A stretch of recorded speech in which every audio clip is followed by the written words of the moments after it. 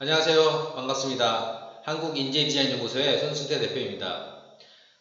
재무생 M으로 상담하기를 계속 공부하고 있습니다. 지금까지 하신 것들 잘 기억이 나시죠? 네, 잘 기억 안 나시면 영상 다시 한번 돌려보기 하시고 공부하시기를 바랍니다. 자, 오늘은 재무 실행력에 대해서 알아보도록 하겠습니다. 벌써 11번째 시간인데 오늘은 재무 실행력. 그럼 재무 실행력이라는 것은 어떤 재무적 목표를 세우고 계획을 세웠을 때 그것을 얼마나 잘 실행할 수 있는가, 그것을 실행하기 위한 요소들을 얼마나 가지고 있는가에 대한 이야기입니다.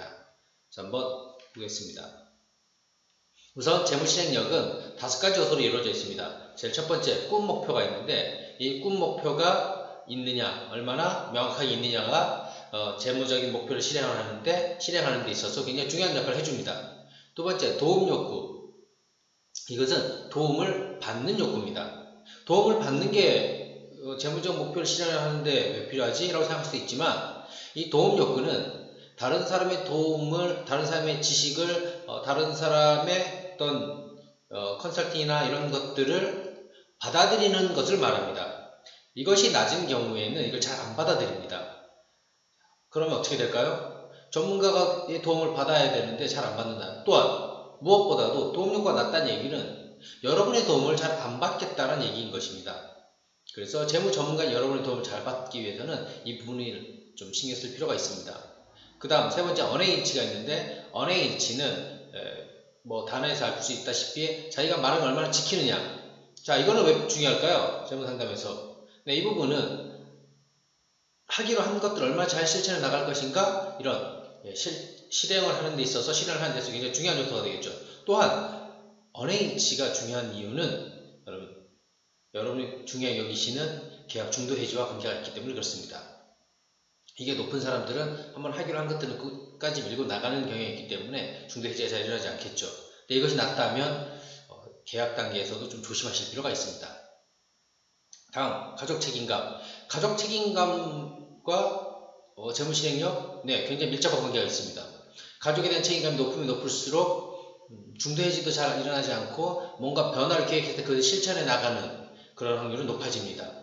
그리고 뭔가 큰 변화를 만들 때, 특히 어려운 변화, 뭐 지출에 대한 조정을 한다던가, 뭐 이런 소비 습관을 바꾼다던가, 이런 것들, 뭔가를 만들어 간다던가, 이런 오랜 습관을 만든다, 이런 것들을 하는 데 있어서 가족 책임감은 굉장히 큰 역할을 해줍니다. 그 다음 변화에 대한 욕구. 내가 지금의 나의 삶보다 더 나은 삶을 추구한다. 내가 지금 나의 삶에 좀 불만을 갖고서 더 나은 삶을 살고 싶어 하는 경우에 이런 목표에 대한 실현 가능성은 더 커지게 되는 것입니다. 자, 그럼 하나씩 한번 살펴보도록 하겠습니다. 꿈 목표가 높은 경우에는 어떤 특성이 나타나는가?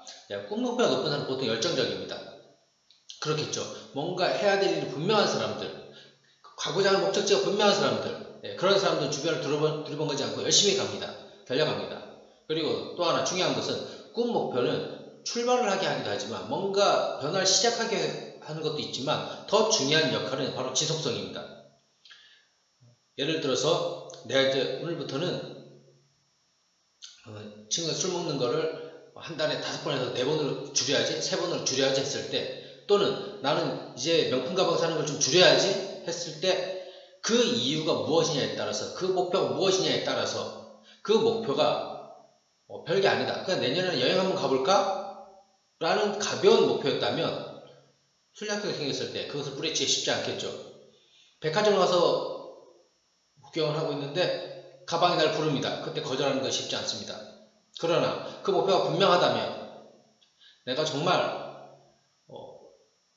부모님을 많이 사랑하는 게 내가 사랑하는 부모님께 무조건 내년에 집을 해드리고 싶어, 이런 간절한 소망이 있다. 그러면 참을 수가 있는 겁니다. 그래서 꿈 목표는 시작하게 하는 것도 있지만 지속하게 하는 힘이 더 강력하다는 것을 기억하시면 좋겠습니다.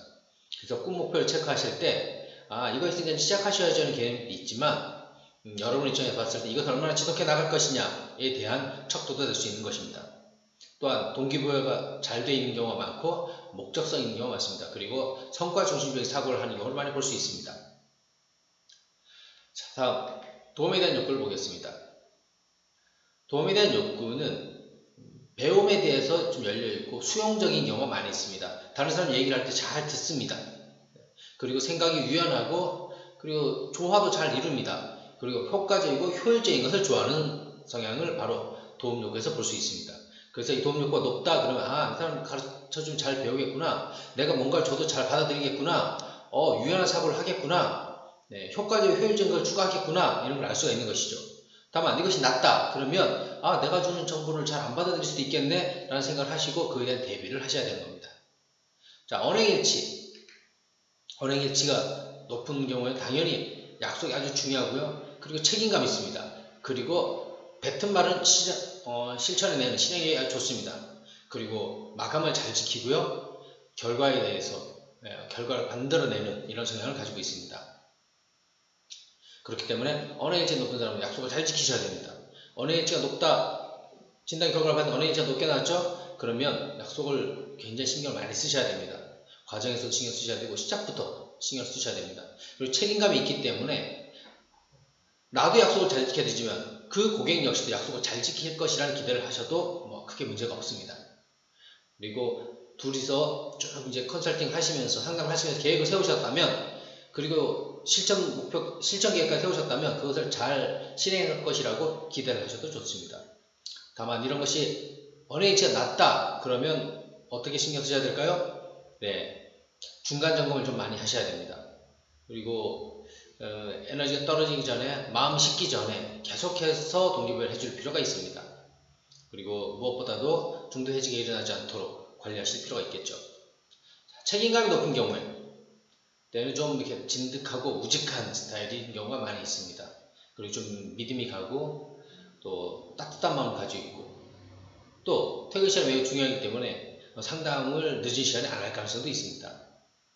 이런 부분들, 왜 진득하고 우직하냐? 내가 지켜야 될 가족들이 있으니까, 나에 속하는 가족을 지켜야 되니까. 그래서 쉽게 흔들거나 변화하지 않습니다. 조그만 일에 일희일비하지도 않습니다. 한번 결정한 것들, 선택한 것들은 우직하게 밀고 나가는 이런 특징이 있습니다. 그래서 시작 단계에서 잘 상담이 되고 진행이 되었다면 이런 부분은 어림없이 진행할 수가 있습니다. 자, 그럼 가족 책임감이 낮은 경우는 어떨까요? 가족 책임감이 낮다는 얘기는 내가 책임져야 될 사람에 대한 부담이 없다 그러면 변화가 좀 쉽겠죠.